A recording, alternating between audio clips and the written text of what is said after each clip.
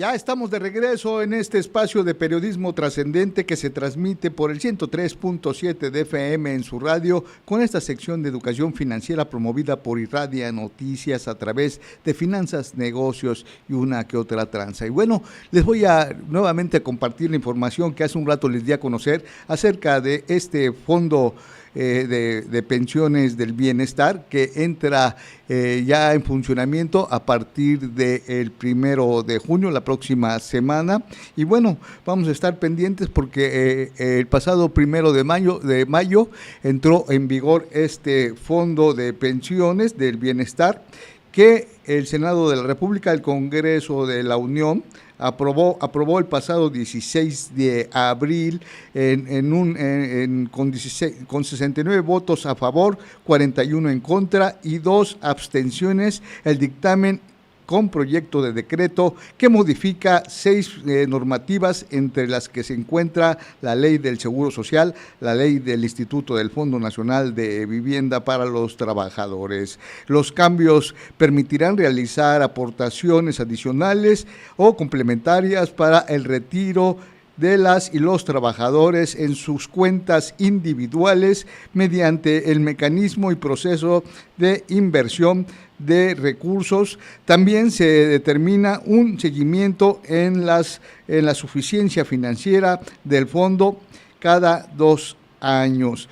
En las consideraciones del proyecto se menciona que el fondo de pensiones será constituido por la Secretaría de Hacienda y Crédito Público como el fideicomiso, mientras que el Banco de México actuará como fiduciario.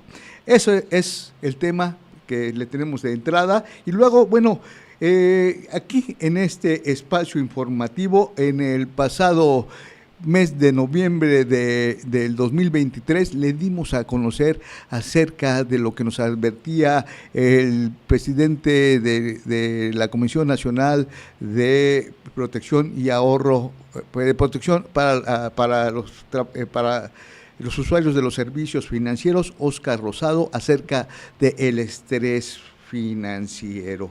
En noviembre del año pasado, en este espacio, luego le dábamos a conocer, concretamente el pasado 9 de noviembre, Óscar Rosado Jiménez, presidente de la Comisión Nacional de Defensa y Protección a los Usuarios de los Servicios Financieros, la CONDUCEP, advirtió sobre los estragos que está causando entre la salud financiera entre la población de los mexicanos.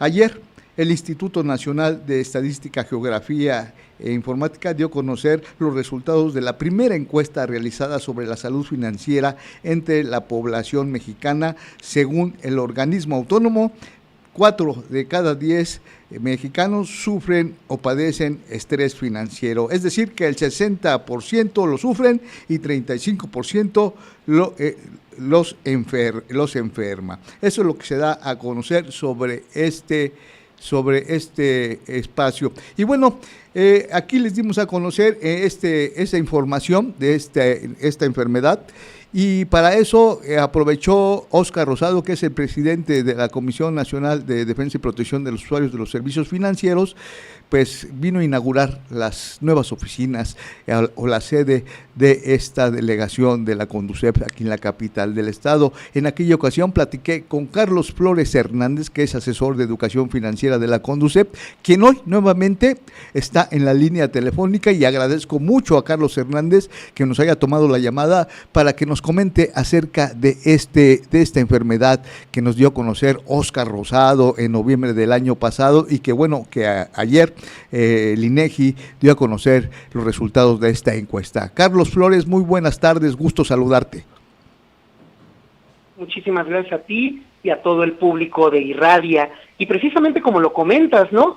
Ya, ahora sí ya es una realidad los resultados de esta encuesta nacional sobre salud financiera, que precisamente se desarrolló en esos meses de octubre y noviembre del año pasado, y de la cual ya se tienen los datos estadísticos precisamente para generar políticas públicas precisamente en favor de la ciudadanía.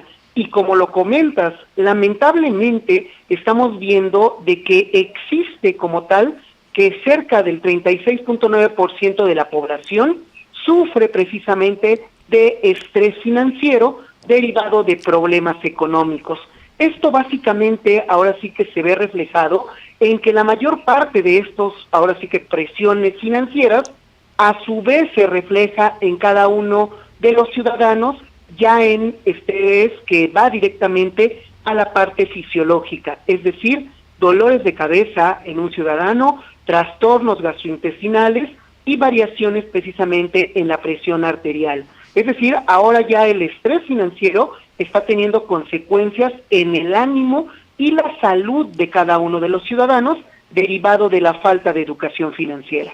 En aquella ocasión que vino Óscar Rosado, que es el presidente presidente nacional de la CONDUCEP, nos advertía acerca de las consecuencias y de los estragos, y él nos comentaba en ese entonces que uno de los mayores problemas que se vivieron, y sobre todo durante la pandemia, durante esa etapa, fueron violencia de género y violencia familiar. Era lo que nos advertía en esa ocasión Óscar Rosado. Sí, exactamente, y sobre todo porque en este caso, a través de las respuestas que el público, en este caso que fue encuestado, realizó y dio a conocer, manifestó precisamente que el 48.4% dijo sentirse precisamente preocupado porque estas deudas, a pesar de que ya las tienen, se están acumulando, es decir, obviamente conlleva los intereses y comisiones del préstamo que se solicitó. Y obviamente en este caso, en consecuencia, consideran que el nivel de deuda ya se había convertido en alta o excesiva. Igualmente, otro 34.6% de la población consideró que se encontraba en un nivel moderado de endeudamiento y solamente un 28.5% manifestaba un nivel bajo o nulo. Y precisamente lo que decíamos, el 34.9% de la población ya tiene consecuencias de este malestar financiero a través de reacciones fisiológicas directamente en la población, como lo decíamos, los dolores de cabeza, gastritis, colitis y cambios, en este caso, respecto a la presión arterial. ¿Cuál es el grueso de la población que más padece este estrés financiero, Carlos? Específicamente, los adultos, en este caso, dentro de la estadística, el estado de Morelos es un caso extraño en el sentido de que se manifiesta por parte de la encuesta como un indicador de bienestar en aproximadamente, en este caso, del 49.9%, tomando en consideración que el promedio nacional de este indicador es del 52.8%. Es decir, estamos por debajo del promedio nacional del índice de bienestar financiero. Sin embargo, este dato contrastado precisamente con el nivel de ingreso, la mayor parte precisamente de la población lo reflejaba en el que las personas, en este caso por sexo, que serían mujeres, solamente el 15.2% lo señalaba como un nivel alto, el 29.6% de las mujeres como un nivel medio, 33.2% como un nivel bajo y solamente 22% un nivel completamente catalogado como bajo. Eso en el estado de Morelos. Sí, en el estado de Morelos. Y por ello, en este caso, lo que decíamos específicamente, que dentro de la estadística también se señalaba la parte del ingreso, porque precisamente de ahí derivan los problemas financieros. La mayor parte de la población considera en el estado de Morelos que con un ingreso promedio de 14,800 pesos puede en este caso generar ya sea el gasto diario e igualmente tener un porcentaje para el ahorro, cuando a nivel nacional este promedio nacional corresponde a un ingreso de 16,421 pesos. Tener como parámetro, como ejemplo, la Ciudad de México, que ellos manejaban tener un ingreso promedio para cubrir sus gastos de 29,500 pesos. Y en contraste, estados como Tlaxcala, que solamente sugirieron un ingreso mensual de 8,000 pesos, igualmente para poder cubrir sus gastos. Esto es un poco, en este caso, la perspectiva en el estado de Morelos. El panorama. Exactamente, del panorama que se tiene. Por ello aquí, sobre todo la recomendación desde la parte de educación financiera, es que todos estos problemas financieros pueden ser en este caso abatibles a través de la previsión. Pueden ser curables, por decirlo así, ¿no? Exactamente. Pueden ser curables y sobre todo con la planeación de educación financiera, con la previsión de gastos a través de 2 herramientas básicas. ¿Cuáles son estas 2 herramientas? El ahorro y el presupuesto. Es decir, tenemos que como ciudadanos generar una política desde casa, un hábito precisamente desde casa de generar un porcentaje de ahorro de cuando menos el 3% de nuestro ingreso.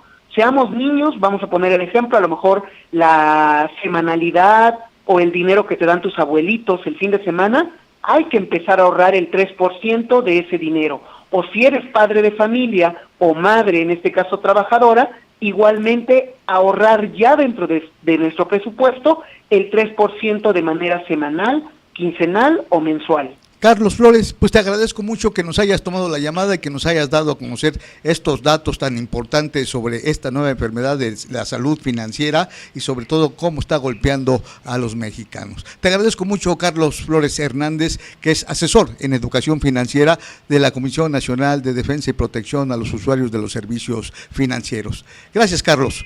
A ti muchísimas gracias, Jorge, y seguimos en comunicación.